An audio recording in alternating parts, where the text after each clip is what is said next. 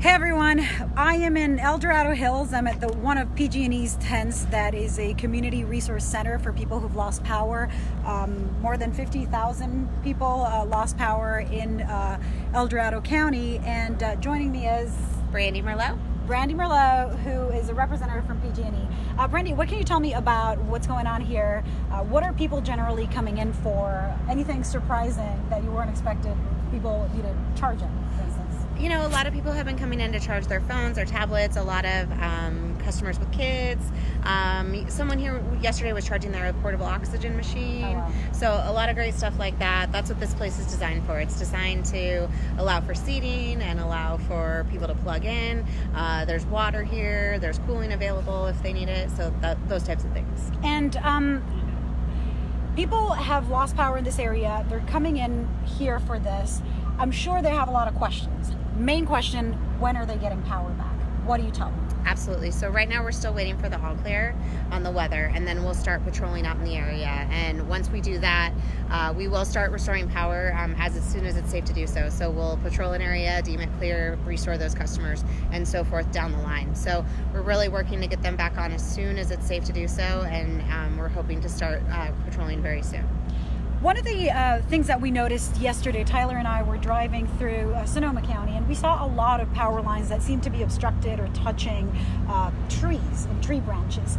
Is the restoring process also incorporating an effort to clear lines, power lines, from possible contact with branches and that kind of thing? So for our vegetation management rules, we're required year-round to keep vegetation a minimum of 4 feet away from the line 365 days a year. So there's sometimes sometimes trees will grow into those lower communication lines, those really thick black lines on the bottom of the poles. Those are not power lines. So the power lines should be clear, but we have seen some damage to our system, specifically vegetation related, during these shutoffs. So we want to make sure, but we are really doing an extra push on some vegetation management across our service area. And so we're expecting that people in El Dorado County are going to probably get power back, say, through the weekend or before the end of the weekend? Certainly we're going to be working on it. We're bringing in 6,300 field personnel across our service area to go out and help with these patrols, 44 helicopters. So we will be looking to patrol as quickly and safely as we can so that we can get those customers back in service. As a spokesperson for PG&E, have you heard anything about what's happening in San Bruno with a fire over there that seems to be close to some power lines that weren't shut off? I haven't heard. You haven't heard? Okay, got it. Yeah, I mean, we're pretty far from there. I don't expect you to have all the information. Sure. We are seeing some guys over here offering, solar power alternatives. Have customers been talking to them? Is that something that has appealed customers who come in here? I haven't necessarily seen anyone speaking to them. Doesn't mean it hasn't happened.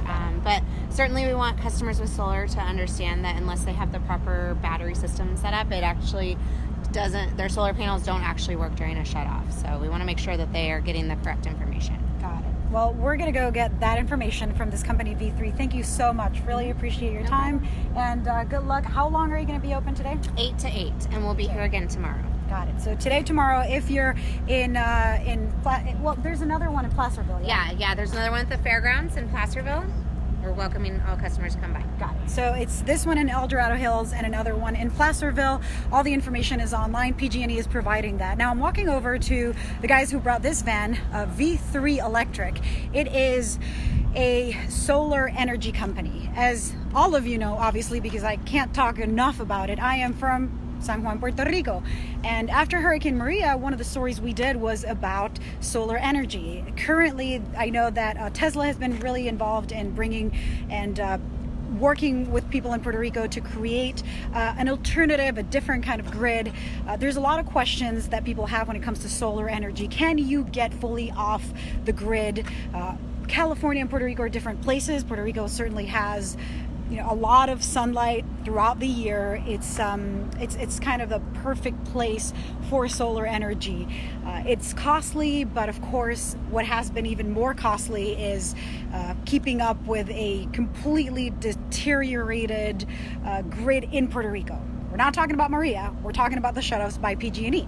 So I thought about Well, here's another disaster having to do with a pretty much disastrous grid that is shutting off power because PG&E has a monopoly in California. They haven't maintained their power lines properly, and that's why people, 800,000 accounts, but way more people than that, are without power, especially affecting people who are vulnerable, meaning people who need power to survive, need power to live, need to, as they were telling us here from PG&E, need to charge their oxygen devices or other medical devices. I've read about women who are figuring out how to store breast milk. There's people with diabetes who need to keep their insulin cold. There's all kinds of reasons why you need power, not just to keep your kids looking at their iPad as opposed to asking when is the AC coming back up. And so we are here with Christy Pierce. You are... So I work for V3 Electric. It's a local solar company and battery storage backup company here in Dorado Hills. We have companies and offices all across the state of California. And really we're here today just to, like you mentioned, bring awareness to people that there are these resources here available in case your power does go out for charging and things like that.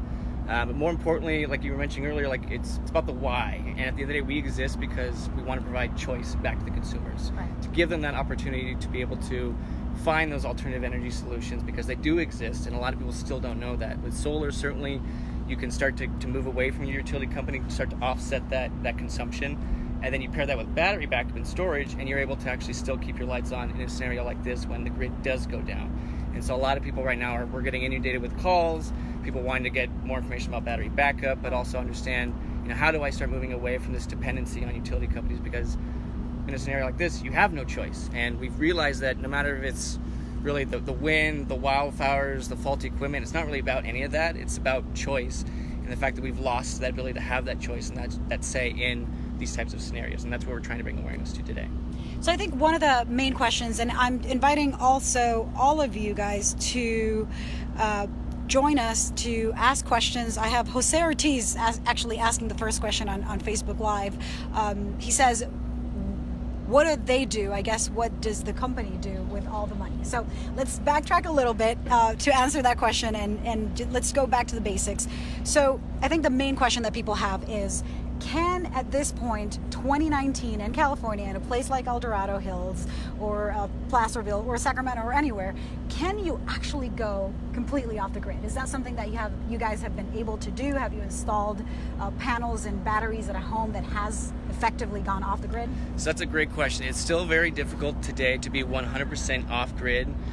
You certainly can get very close to that, and that's kind of what we're moving towards, is like this idea of energy independence, because that's the pie in the sky idea. The goal, right, is to not have any dependency on any utility company. It's not a perfect scenario, but that's where we need to start moving, and we need people to start understanding that it is such a close reality now that you can start doing it with solar and battery, that it's not something that you need to be so dependent on with your utility company, because it's a solution that is very viable in today's workforce. Why is it not 100% possible right now, and how do you, as a customer, still rely on the power company? Like, what's that relationship like? If you can explain it to us at the most simplest form. Yeah, and that's a great question. We get that all the time from our customers. So at the end of the day, we are ourselves still dependent on some of the utility companies, just because we work with them to make sure that we do, and we are connected to the grid, because when we provide solar and the sun powers the solar panels, and we are able to offset entirely for that home, that excess energy will go back to the grid. So it still helps actually produce for the community as well. Okay. So that's a huge benefit. That goes back to PG&E? It can go back to PG&E, but it can also go back as a credit to the consumer. It just depends on the complexity of the scenario. One thing that's important to note, and a lot of people ask this all the time, is not everyone can qualify for solar. There's a lot of variables that go into it. Certainly the angle of the roof, the type of how much your utility bill is at the end of the month. Are we able to actually offset all of that energy? And then certainly, are we able to store that with the battery backup? So there are a lot of variables that go into it, and not everyone can qualify. So we want to make sure that at the end of the day, it's a right fit for everybody, because otherwise it just doesn't make sense. And so if, say, you qualify, I guess another big question that people have is, how much am I saving? I mean, can we talk about percentages, averages? When you compare it to saying being a PG&E customer, what would that comparison be like on average for, say, someone who lives out here in old Dorado Hills or in this area? Yeah, and that's usually the first question consumers ask is, how much am I really going to save? What's the dollar amount? And it varies obviously from house to house based off consumption, right? So for a lot of the people that have just solar installed, usually what happens is we request a bill, we figure out what is that dollar amount that they're spending each month, and if we're able to offset that 100%, then they could be essentially paying zero for their energy and they just get that rebate. But at the same time, what's great about adding solar to your house and your property is that you're locking in a fixed rate for 20-25 years. So when PG&E increases their utility rates every year, and in some cases seasonality because of wildfires and other things that may be happening that are out of our control, you're being forced to pay that increase, and you have, again, no choice in that conversation. Whereas you lock in a fixed rate, you're just paying that fixed rate, and you know exactly what your bill is going to be at the end of every month, and it's just a small escalator every year versus the annual continuous increase that PG&E is doing with all their customers. And do you guys offer the option of either buying the entire equipment and perhaps selling the energy that you're not using, or renting it where people are only continuing to pay what they were paying before? Can you explain how, the mathematics of all this, because I know that it can be really confusing. It is for me. Yeah, absolutely. And the simplest way to explain it really is there's two options that a lot of people really prefer. It's either the purchase option, which certainly not everyone is in that boat to be able to spend $30,000 for an entire solar system. So a lot of our customers, actually the majority of them, go for a PPA option, which is a power purchase agreement. And what that is basically we come in, we install it for free, we maintain it for free, we monitor it for free, and really we own the system, and they just take the benefits of the savings month over month. So it does provide value to the home. You're not out 20 years spending all this money on the contracts as you would for a purchase. So it's a very simple transaction for a lot of our customers, and usually it's a better alternative because they're not out all the money that it costs to buy solar. And how does it work if they move from that home? I mean, can they have to move to somewhere where it still applies? Can they keep the same contract? How would that work out? So another good question, yeah, and we get a lot of questions the same from our customers regarding that, and it stays with the home. You can certainly get another installation. We actually just had a customer up the street in Cameron Park who had a two-time solar installation customer for their second home. It goes with the contract of the house. In a lot of scenarios, it actually ends up providing more value than even adding like a new kitchen would or a new patio or anything like that, because it does provide that sustainable future for the next homeowner. And I guess one of the questions that I think is most important at a time like this, and it's something that the PG&E representative over here volunteered, is, well, customers should know that solar doesn't work when there's a shutoff. Is that true? It is. So yeah, it's very important to understand that if you have solar, while you're certainly in better situation than most customers because you're able to at least get those savings every month and you're moving towards, like I said, that idea of energy independence, if the power goes out like this, your solar system isn't actually producing any power because it's grid tied. So that's why pairing a battery to that, you actually have complete control to say, hey, I want to make sure that I'm saving energy for these scenarios, and I can turn that power on and off throughout the day. And even if the power doesn't go out, one of the other great benefits to Tesla Powerwall, because we are a Tesla Powerwall certified installer, is that even if the power doesn't go out, you can choose when you want that backup energy to go back into your house. Because a lot of these time of day usage, SMUD, PG&E, a lot of these companies are increasing your consumption rate at peak time during the day. Again, taking that control out of the consumer and forcing it back into making them pay. With battery backup, you're now able to use that battery backup energy back into those time of day usage, so you're not forced to pay those high rates. And how much does it cost to get a battery in your system? And that's something that you would have to actually purchase. That doesn't come with the other plan. It depends. Again, I mean, in every scenario, we always want to say to customers that there's so many variables that go into it. It could vary between $10,000 to $15,000. There's a lot of different battery types out there, and we work with a lot of them. The LGs, the Tesla Powerwall is a very popular one, certainly, because Tesla's doing a ton of things for renewable energies, and again, that idea of energy independence. So there's a few different battery types that we offer. And so, say I get the $10,000 battery, how much energy on average, if I have regular standard appliances at home, how much will that last? What can I power with it? It depends, and there's really no one size fits all. So a lot of our energy consultants, they'll come in, they'll look at the house in its entirety. How much can we offset with solar? How much of that can we put into the battery backup to be able to then re-energize during those peak times of day, and then certainly how much of that energy could we use in a scenario like this when you're dark for a day or two. In a lot of scenarios, again, depending on your consumption and production with solar, you could power your house for up to a day or 2 days, so you're able to at least keep your refrigerator on or some of those preferred appliances. One of the great things with Powerwall is you can actually pick and choose some of those appliances that you really have better preference over. And the other reason why people are talking about renewables and why people are talking about alternative energy and something like solar is obviously environmental reasons. I guess that's a big incentive for people. How are you contributing or not contributing to climate change if you go fully solar? Is there an impact, or because you're still tied to the grid, there's not much of a difference? There's certainly a difference. I mean, any move, the way we look at it is any move towards an idea of sustainability and alternative energy is a positive step. Like everything else, it's never a perfect plan or perfect system, but we're working towards that perfect future of complete energy independence. One thing that is great about adding solar and battery backup and moving towards that direction is that you're now eliminating a lot of those resources that go from the coast all the way inland, all those connectivity issues that do spark a lot of these fires. So you're eliminating a lot of that technology, and you're bringing those resources that are needed down to a minimum. So that's, again, move towards that idea of less consumption. And in terms of predicting, how far are we, do you think, or do you suspect, from what you know, from being able to have a majority of people get off the grid if these technologies continue to progress? I don't know if I could predict that. I mean, I'd hope it'd be tomorrow.